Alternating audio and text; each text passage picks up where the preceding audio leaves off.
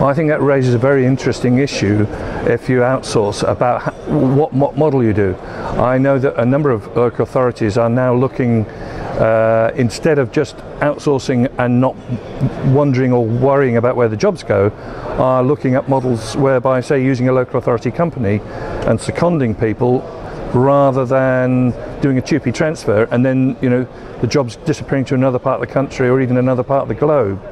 So I think that because of a concern about the long-term effects on the local economy, I think the manner in which local authorities outsource, reduce their number of jobs, is going to be guided not just by the budget reductions, but by the long-term health of their local communities.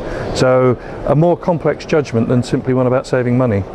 Well, Blackburn and Darwen, like many deprived northern towns, is very dependent on the public sector, so it will have a major effect on our economy. We're trying to in many ways mitigate that by looking at local purchasing, looking at what we can do in terms of supporting new industry coming into the area, but we are worried that will be a major setback for our economy, and we can work on the margins to affect that. We're only losing thousands of jobs in ourselves, health, police, college.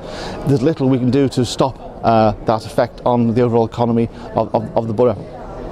Well, people think Epsom, you know, it's in Surrey, it's in leafy Surrey, they think it's a pretty prosperous place. Actually, it's very mixed. You know, there are some very, very wealthy areas, but there's also some much poorer areas. And I think it hasn't really had a history of coping with hard times, certainly in recent years anyway. So it's something that perhaps other areas have been more used to than Surrey has, and perhaps we're going to see a change to the fabled Surrey lifestyle, eh? Well, if people have a house and a job, they're healthy and they spend, and it creates vibrant town centres. So the more people who are unemployed, we know that there will be a greater drain on public services, our places will be less vibrant, and our economies won't be as great. So you know, having a job and a house is actually the answer to the wider sort of health and well-being agenda of our communities and our places. Well, it inevitably will have an impact. You're turning taxpayers into benefit recipients potentially, with demand on services that's already increasing. So, you know, people that are under pressure and stress actually start to use the National Health Service more. So you do have this kind of knock-on effect into other local services. Of course, the local community, as we know, in certain areas is likely to suffer. So people no longer can afford to go to the pub or use the local post office or the local shop. So I think it's a significant challenge for local authorities in this current climate.